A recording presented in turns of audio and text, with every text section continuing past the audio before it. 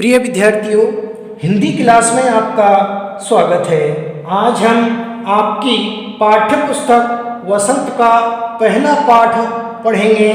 ध्वनि।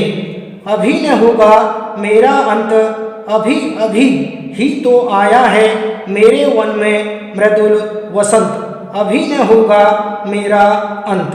यहाँ पर अंत का अर्थ है विनाश, मृदुल का अर्थ है सुंदर या मनोरम। अभी न होगा मेरा अंत, अभी अभी ही तो आया है मेरे वन में मृदुल वसंत। अभी न होगा मेरा अंत। इस पद का प्रश्न बनेगा। यह अवतरण सूर्यकांत त्रिपाठी निराला द्वारा रचित अभी न होगा मेरा अंत कविता से लिया गया है। इसमें कवि ने जीवन के प्रति आशा उत्साह का स्वर व्यक्त किया है। इस पद की व्याख्या होगी। अभी न होगा मेरा अंत, अभी अभी ही तो आया है मेरे वन में मृदुल वसंत। अभी न होगा मेरा अंत। कवि निराला कहते हैं कि मेरे जीवन का अंत अभी नहीं होगा, अभी अभी ही तो मेरे जीवन में मनोरम वसंत रूपी युवा अवस्था आई है।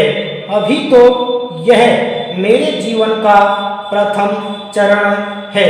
अभी लंबी आयु या लंबा जीवन शेष है, इसलिए अभी मेरे जीवन का अंत नहीं होगा। आगे बढ़ते हैं।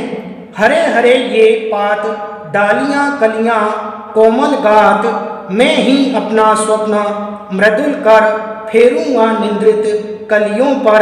जगह एक प्रत्युष मनोहर, पुष्प पुष्प से तंद्रालस लालसा खींच लूंगा मैं। अपने नव जीवन का अमृत सहर्ष सींच दूंगा मैं। द्वार दिखा दूंगा फिर उनको है मेरे वे जहां अनंत। अभी न होगा मेरा अंत। यहाँ पर पात का अर्थ है पत्ते, गात का अर्थ है शरीर।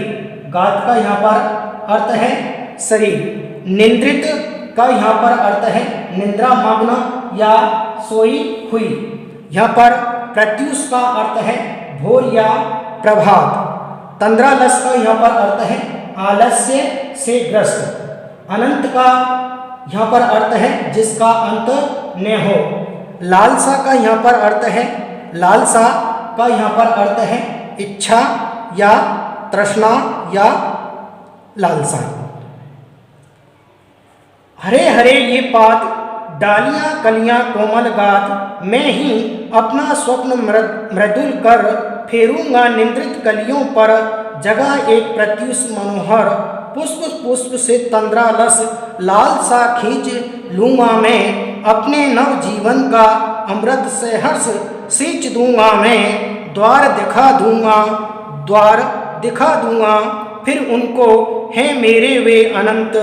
हैं मेरे वे जहां अनंत, अभी न होगा मेरा अंत।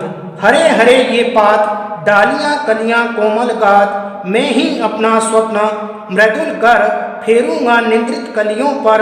जगह एक प्रत्युष मनोहर, पुष्प पुष्प से तंद्रालस लालसा खींच लूंगा मैं। अपने नव जीवन का अमृत सहर्ष सींच दूंगा मैं। द्वार दिखा दूंगा फिर उनको है मेरे वे जहां अनंत।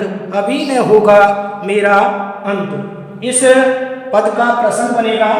प्रस्तुत अवतरण कवि निराला द्वारा रचित अभी न होगा मेरा अंत कविता से उद्धृत है। इसमें कवि ने वसंत के रूपक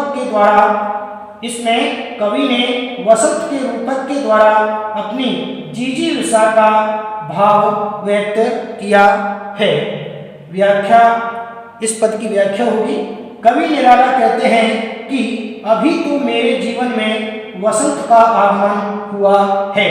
अभी वसंत का आगमन से हरे हरे पत्तों और कलियों से डालियों का सुंदर आकार निखरा ही है।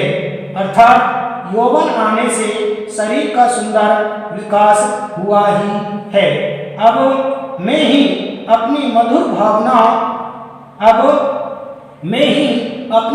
भावनाओं रूपी कोमल हाथों से इन अलसाई हुई कलियों का स्पर्श करूंगा। इन पर अपना हाथ उत्साहपूर्वक फेरूंगा। अब मेरे जीवन में या वसंत रूपी जीवन में मनोहर नया प्रभात आया है। इस काल में